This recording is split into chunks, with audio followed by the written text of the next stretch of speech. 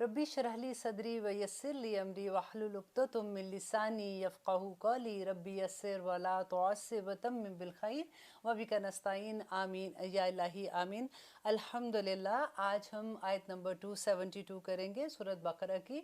लेकिन अल्हम्दुलिल्लाह देखिए लास्ट दो प्रोग्राम में हम बार बार अल्लाह सुब्हानहू तआला जो सदक़ात के बारे में बता रहे हैं कि कैसे आपने खर्च करना है। अभी हमने फ़र्ज़ के बारे में नहीं पढ़ा, अभी हमने ज़कात के बारे में नहीं पढ़ा, वो तो इंशाअल्लाह आगे सूरह तौबा में उसके बारे में पूरी डिटेल आएगी। अभी तो हम वो नफली सदक़ात का पढ़े हैं और अल्लाह सुब्हानहू तआला इतनी डिटेल में हमें बता रहे हैं कि कहाँ पे खर्च करना है, कैसे खर्च करोगे, अल्लाह सुब्हानहू तआला उसका क्या अजर देंगे और कैसे सदका हमारा बड़ा होगा। अल्लाह सुब्हानहू तआला के सामने जब जाएंगे तो हम खुद हैरान रह जाएंगे कि वो जो एक छोटी सी नेकी हमने की थी कितनी पहाड़ जितनी बड़ी हो गई। तो अल्हम्दुलिल्लाह आज भी उसी के बारे में हम थोड़ी सी और डिटेल पढ़ेंगे और उसके बाद इंशाल्लाह सूद का चैप्टर आ जाएगा।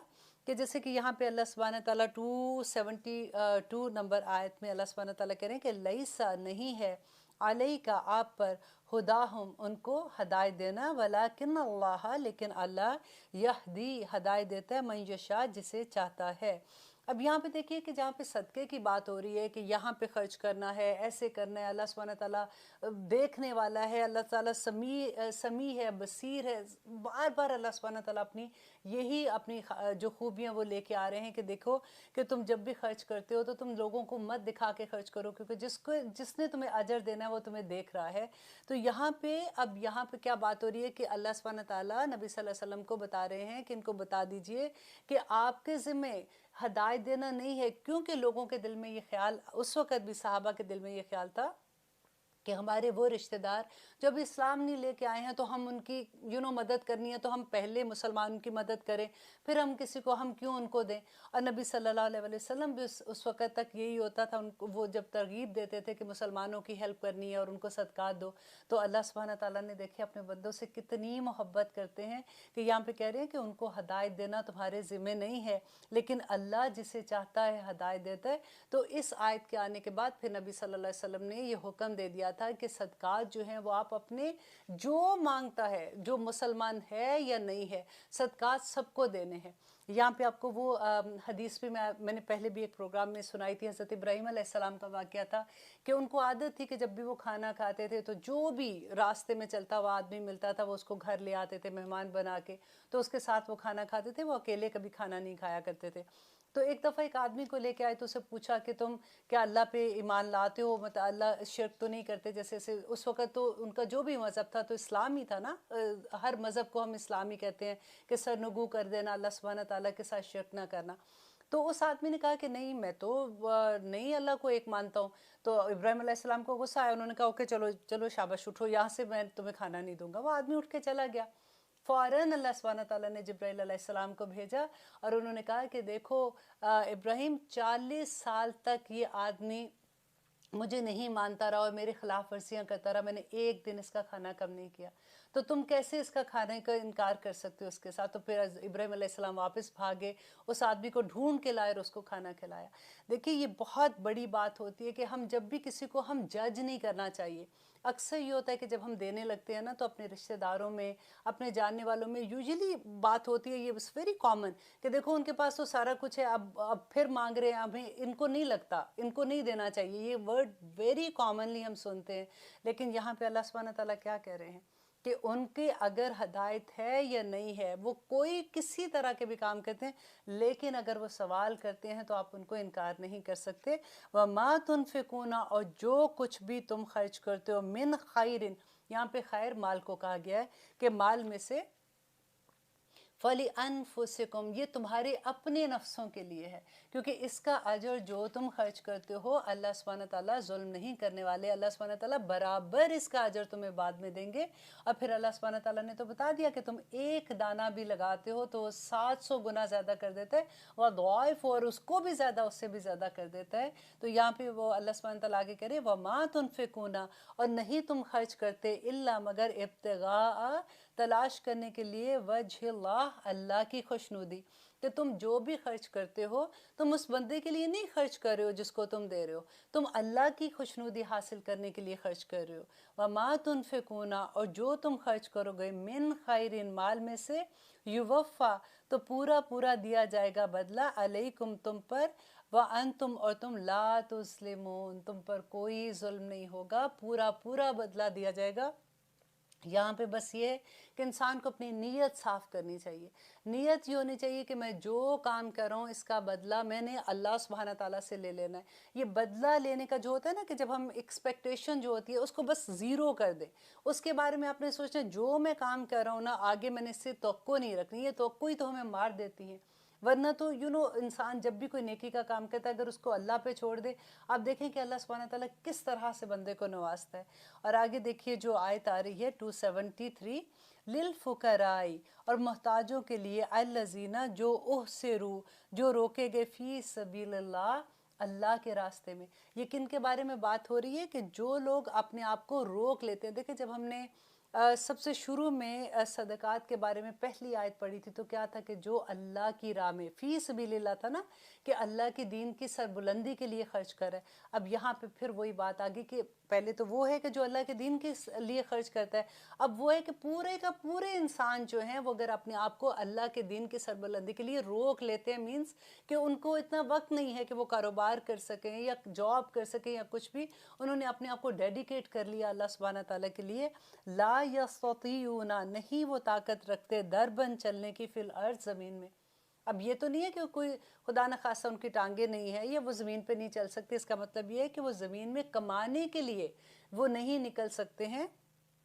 تو یحسبہم، تو گمان کرتے ہیں انہیں، الجاہل، جاہل، اغنیا، کہ ان کو اغنیا، مطلب جاہل جو ہے، اللہ میاں ان سب کو، ہم سب کو جاہل وہ اس طرح سے کہ ہم لوگ ایسے لوگوں کو دیکھ کے یہ سمجھتے ہیں کہ یہ تو بڑے امیر ہیں، دیکھو اچھے بھلے کپڑے پہنے ہوئے ہیں، کھاتے پیتے، اب ان کو کیا ضرورت ہے؟ تو ان کو دیکھ کے جاہل لوگ یہ سمجھتے ہیں کہ یہ بڑے امیر ہیں یا مطلب ٹھیک ٹھاک کھاتے پیتے لوگ ہیں، من التعففی، کہ نہ مانگنے کی وجہ سے، کیونکہ ان کو عادت نہیں ہوتی ہے، وہ مانگتے نہیں ہے، وہ اللہ والے جو اللہ کے راستے میں چلے ہوئے تو صابر اتنے ہوتے ہیں اور ان کے چہروں پہ اتنا سکون ہوتا ہے جس کی کوئی حد نہیں، کہ ان کو دیکھ کے لگتا ہے کہ ان کو تو کوئی ضرورت نہیں ہے۔ اب اللہ سبحانہ تعالیٰ اپنے بندے کے لیے کس طرح سے گائیڈ کر رہا ہے، تعریفہم، تم پہچان لوگے ان کو، بسیماہم، ان کی علامتیں دیکھ کر، کہ انسان کو بتایا جا رہا ہے کہ اے مسلمان، اے مومن، تم دوسروں کی علامت دیکھو، کہ ان کے گھر کے حالات دیکھو۔ دیکھو اگر آپ کے محلے میں کوئی ایسا ہے جس نے اپنی زندگی کو وقف کیا ہوا ہے، وہ مسجد میں رہتا ہے، بچوں کو پڑھاتا ہے، سارا وقت اللہ کی عبادت کرتا ہے، اس کا خاندان ہے، اس کے بچے ہیں، تو یہ تمہارا فرض بنتا ہے کہ تم دیکھو کہ اس کی ضرورتیں کیسی ہیں۔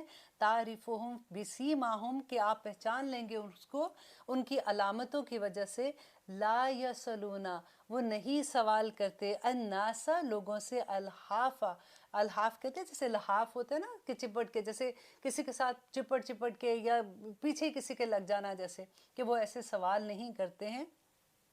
وما تنفقو، اور جو تم خرچ کرتے ہو، من خیر، مال میں سے، فإن اللہ، بے شک اللہ، بہ علیم، اس کو جانتا ہے۔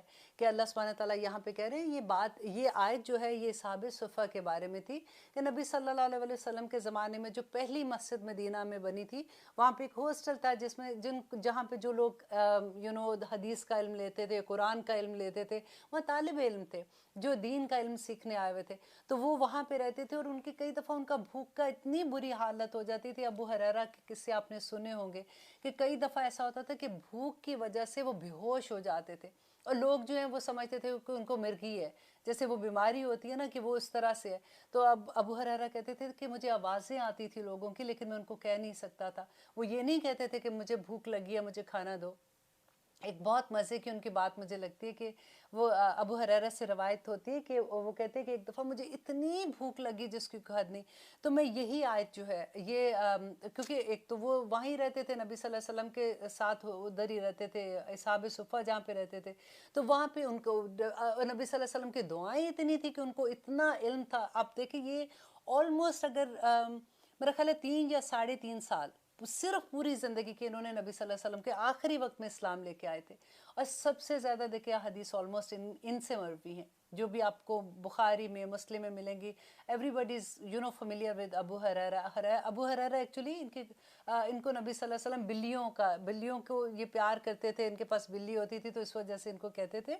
लेकिन एनीवे ये तो साइड पॉइंट था कि एक दफ़ा कहते कि इतनी मुझे भूख लगी कि मैंने सोचा कि मैं इस आयत के बारे में हज़रत उमर से पूछता हूँ तो उनको शायद समझ आ जाए कि मैं इतना भूखा और वो मुझे अपने साथ ले जाए और मुझे खाना खिला दे। अब कह नहीं रहे थे उनको, तो हज़रत उमर बाज़ार से गुजरे, उनको रोका, उनसे पूछा कि इस आयत का क्या मतलब है। हज़रत उमर खड़े हुए, उन्होंने पूरी डिटेल, पूरी तफसीर इस आयत की बता के चले गए। और फिर वो खड़े रह गए। फिर नबी सल्लल्लाहु अलैहि वसल्लम वहाँ से गुजरे, उन्होंने इनको देखा, इनसे बात की, उनको समझ आ गई कि ये भूखे हैं, वो उनको लेके आए, उनको खाना वाना खिलाया। तो बाद में हज़रत अबू हुरैरा ने बताया हज़रत उमर को, एक दफ़ा उन्होंने हंस के कहा कि उस दिन जब मैं तुमसे ये क्वेश्चन पूछा था, उस दिन मुझे इतनी भूख लगी थी जिसकी कोई हद नहीं, और मैं तुमसे इसलिए ये पूछा था, हालांकि इसकी तफसीर मुझे तुमसे ज़्यादा अच्छी आती थी। वो क्योंकि वो तो सारा वक्त उधर रहते थे। हज़रत उमर के बारे में कहते हैं कि वो उनका एक गुलाम था, तो वो क्योंकि ख़ुद तजारत भी उस ज़माने में करते थे, तो जिस वक्त वो जाते थे तो उनका ग़ुलाम वहाँ पे रहता था और वो सारी बातें जो भी अहदीस थी सब वो नोट करता था। और जब वो कमाने के लिए जाता था तो हज़रत उमर आ जाते थे। लोग इतने हरीस होते थे इल्म हासिल करने के लिए। आज देखिए हमारे पास वक्त ही नहीं होता। हम हफ्ते में एक क्लास भी अगर करते हैं तो इतने बहाने होते हैं। आज ये शैतान सुबह से हमें याद कराना शुरू कर देता है कि तुम्हें ये भी काम है, आज देखो बच्चों ने आना है, आज जुमे का दिन है, खाना पकाना है, आज देखो ये हो जाएगा, वो जगह, रात को तुमने पार्टी में जाना है, चलो अभी थोड़ी देर सो जाओ, आराम कर लो। नहीं निकलने देता। और वो लोग बड़े नसीब वाले होते हैं। कहते हैं कि वो लोग जब मस्जिद में के लिए निकलते हैं ना, हमारा हर कदम सदका होता है।